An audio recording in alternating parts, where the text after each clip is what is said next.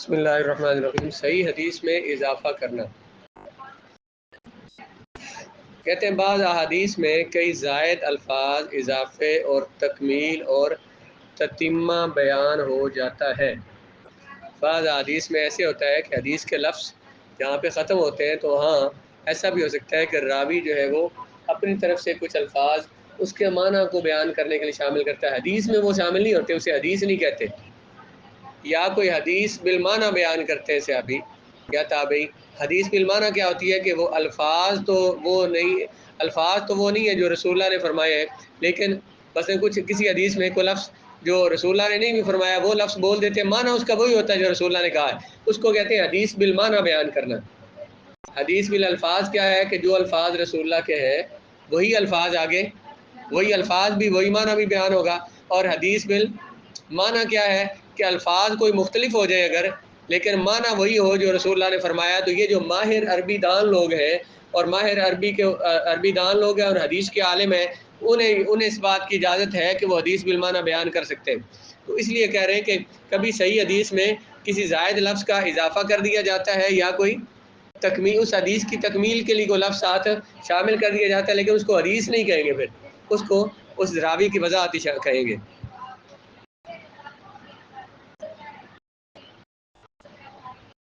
بلکہ بات پیچھے کیا چل رہی تھی، صحیحین پر جو مستخرجات لکھی گئی ہیں اس کے فائدے کیا ہے بھائی؟ بات یہ جا رہی تھی کہ صحیح میں مستخرجات پر کے فائدے کیا ہیں، تو کہتے ہیں 10 فائدے امام سیوطی نے بیان کیے ہیں، ان میں سے یا انہوں نے 3 فائدے بیان کیے۔ پہلا کیا تھا بھلا؟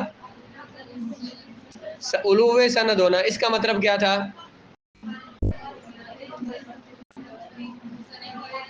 اگر ایک سند سے ایک حدیث کی کتاب میں مثلا صحیح بخاری میں ایک حدیث موجود ہے اور کوئی راوی جو ہے امام ابو نعیم نے مثلا اس پر اپنی سند سے ان حدیثوں کو لکھا ہے، تو ہو سکتا ہے کہ ان کے راوی جو اعلیٰ درجے کے ہوں اور ان کے راوی اعلیٰ درجے کے ہوں تو اس کی سند مزید اعلیٰ ہو جائے، سند عالی ہو جائے۔ آگے سند عالی کیا ہوتی ہے اور سند نازل، اس پر آگے بحث دیکھیں۔ یہ 218 پہ تعریف لکھی ہے۔ سند عالی کیا ہوتی ہے؟ وہ سند جس کے راویوں کی تعداد بنسبت دوسری سند کے کم ہو، اسی حدیث کے وارد ہونے کے لحاظ سے ایسی سند کو سند عالی کہتے ہیں۔ اور وہ سند جس کے راویوں کی تعداد بنسبت ایک حدیث کی دوسری سند کے راویوں کے زیادہ ہو، اسے سند نازل کہتے ہیں۔ دیکھیں، ایک حدیث بیان کی ایک راوی نے اور اس میں رسول اللہ کے درمیان اس کے درمیان 3 واسطے ہیں۔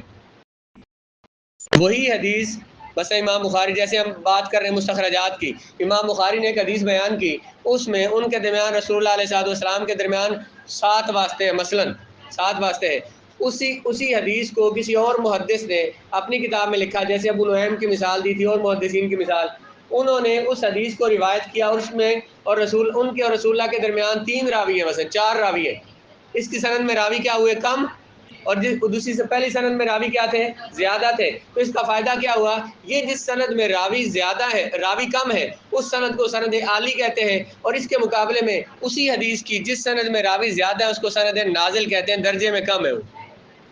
یہ سند عالی اور نازل کی اس میں پیچھے ہم پڑھ چکے ہیں۔ جس میں راوی جتنے کم ہوں گے تو راویوں پہ بحث بھی حدیث پر کم ہوگی، اس میں قابل اعتراض راوی کم نکلیں گے، اور جس میں راویوں کی تعداد زیادہ ہوگی تو اس میں ہو سکتا ہے کہ راویوں میں زیادہ راویوں جن پر اعتراض ہو، اس لیے وہ سند کیا ہو جائے گی؟ سند نازل۔ اور جس میں راویوں کی تعداد زیادہ ہے، کم ہے، وہ کیا ہو جائے گی؟ سند عالی۔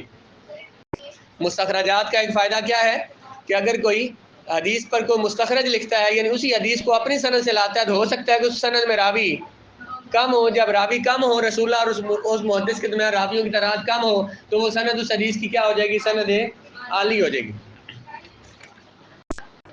اب اگلی بات، دوسرا فائدہ کہ صحیح حدیث میں اضافہ، کہ کبھی جو مستخرجات ہوتی ہیں، جو کہ محدث کسی صحیح کی کتاب کو، صحیح کی حدیثوں کو لیتے ہیں اور انہیں اپنی سند سے روایت کرتے ہیں، تو کبھی ایسا ہوتا ہے، وہ پہلے بات جو میں نے کہی ہے اس میں تھوڑی سی وہ جو کہ راوی الفاظ زیادہ اپنی طرف سے کرتے ہیں، اس بات کو نہ شامل کریں اس میں۔ اس کو یوں سمجھیں، امام بخاری نے ایک حدیث بیان کی، اسی حدیث کو کسی اور راوی نے اپنی سند سے بیان کیا، اس سند میں جو انہوں نے الفاظ بیان کیے تھے اس میں کچھ الفاظ زیادہ تھے، اس میں حدیث میں کچھ الفاظ زیادہ تھے، تو اس کا فائدہ یہ ہوگا، مستخرج کا فائدہ یہ ہوگا کہ اس حدیث کے ساتھ کچھ الفاظ زیادہ شامل ہو جائیں گے۔ جب الفاظ زیادہ رسول اللہ کے شامل ہوں گے اس میں فائدے زیادہ ہوں گے، اس سے نئے احکام ہم مستنبط کر سکتے ہیں۔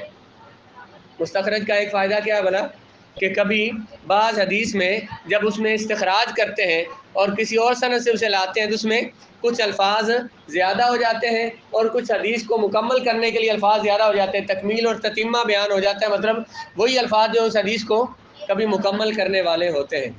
دو فائدے سمجھ آئے؟ پہلا فائدہ کیا تھا؟ مستخرج سے کبھی کسی حدیث کی سند عالی ہو جاتی ہے۔ دوسرا فائدہ، کبھی اس کی استخراج کرنے سے کبھی ایسے ہوتا ہے کہ اس حدیث میں کچھ الفاظ زیادہ شامل ہو جاتے ہیں جو اس حدیث کو، اس سے فائدے کو مکمل کرتے ہیں، اس میں بات مزید سمجھا دیتے ہیں۔ کبھی اسی طرح دیکھیں امام بخاری نے ایک حدیث کو مثلا اپنی سند سے بیان کیا، کسی محدث نے اسی حدیث کو ایک اور سند سے بیان کیا، اس کی سندیں زیادہ ہو گئیں۔ جب حدیث کی سندیں زیادہ ہو جائیں گی اس کا درجہ زیادہ ہو جاتا ہے، حدیث کی سندیں زیادہ ہونے سے اس کا درجہ بھی۔ متواتر کو آپ نے کیا کہا؟ جس کی سندیں اتنی زیادہ ہوں، اتنے کثیر لوگ روایت کر دیں گے، عقل یہ کہے کہ سارے سچ بول رہے ہوں گے، جھوٹ نہیں ہو سکتا۔ مشہور میں اس سے راویوں کی تعداد کم، جب راویوں کی تعداد کم ہوئی تو درجہ کم ہو گیا نا اس کا، عزیز میں اس سے کم تو درجہ اس سے کم ہو گیا۔ تو اس لیے جب حدیث میں استخراج کریں گے حدیث کا، اس کو ایک ہی حدیث کو اور سندوں سے لے کر آئیں گے تو اس حدیث کا کیا فائدہ ہوگا؟ کثرت اسناد۔ کیا فائدہ ہو جائے گا؟ کثرت سند کی وجہ سے وہ حدیث میں تقویت آ جائے گی، وہ حدیث کبھی ہو جائے گی، اس کا درجہ زیادہ ہو جائے گا۔ اس کا فائدہ یہ ہوتا ہے کہ سندوں کی زیادتی کی وجہ سے حدیث کو تقویت ملتی ہے، جس سے تعارض کے وقت ترجیح کا فائدہ حاصل ہوتا ہے۔ تعارض کے وقت، تعارض کیا ہوتا ہے جی؟ مخالفت۔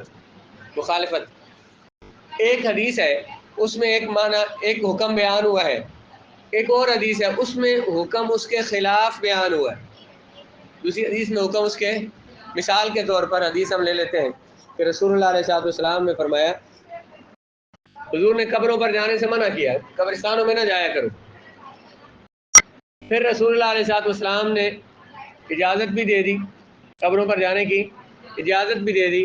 یہ ویسے تو یہ تو ناسخ منسوخ کی مثال ہے، پہلے حضور نے فرمایا تھا نہ جایا کرو، پھر حضور نے منسوخ کر دیا، فرمایا قبروں پر جایا کرو، یہ موت کی یاد دلاتی ہے، موت کی یاد دلاتی ہے۔ لیکن اگر ہم یہ کہیں، دیکھیں اسی حدیث کو ہم تعارض کی مثال بنائیں، پہلی حدیث میں کیا ہے؟ حضور نے کیا فرمایا کہ قبروں پہ نہ جاؤ، پھر کیا فرمایا؟ قبروں پر۔ دونوں حدیثیں متعارض ہو گئی، مخالف ہو گئی۔ اب اس میں سے حدیث کو اب ہم نے عمل کس پہ کرنا ہے؟ کبھی ایسے ہوتا ہے کہ ایک حدیث کی سندیں زیادہ ہیں، ایک حدیث کی سندیں زیادہ ہیں، اس کا درجہ زیادہ ہو گیا، مشہور ہو گئی، متواتر حدیث ہو گئی، اس پر ہم عمل کر لیں گے، دوسری حدیث اس کو مخالف ہے اس کو چھوڑ دیں گے۔ کثرت اسناد کی وجہ سے حدیث میں کیا آ جاتی ہے؟ تقویت آ جاتی ہے، حدیث کبھی ہو جاتی ہے کوئی۔ جب وہ حدیث کبھی ہو جائے گی تو اب جب حدیثوں میں تعارض مخالفت آ جائے تو پھر ہم وہ حدیث جس کی سندیں زیادہ ہوتی ہیں، جو کبھی حدیث ہوتی ہے، اس کو ترجیح دے دیتے ہیں، اس پر عمل کرتے ہیں، دوسری حدیث کو چھوڑ دیتے ہیں۔ بات سمجھ آ گئی ہے؟ حدیث کی سند کبھی کثرت اسناد سے کیا ہوتا ہے؟ کثرت سند کی وجہ سے حدیث میں، تو اس تقویت کا فائدہ کب ہمیں حاصل ہوتا ہے؟ جب حدیثوں میں تعارض اور مخالفت آ جائے، جس حدیث کی سندیں زیادہ ہو، جو حدیث کبھی ہو اس پہ عمل کر لیتے ہیں، دوسری حدیث کو ترک کر دیتے ہیں، یا جو حدیث کبھی ہو اس سے ہم حکم بھی کبھی ثابت کرتے ہیں، اس سے ہم واجب ثابت کرتے ہیں، اسے سنت مؤکدہ ثابت کر دیتے ہیں، اور جس میں درجہ کم ہوگا اس سے مستحب ثابت کریں گے۔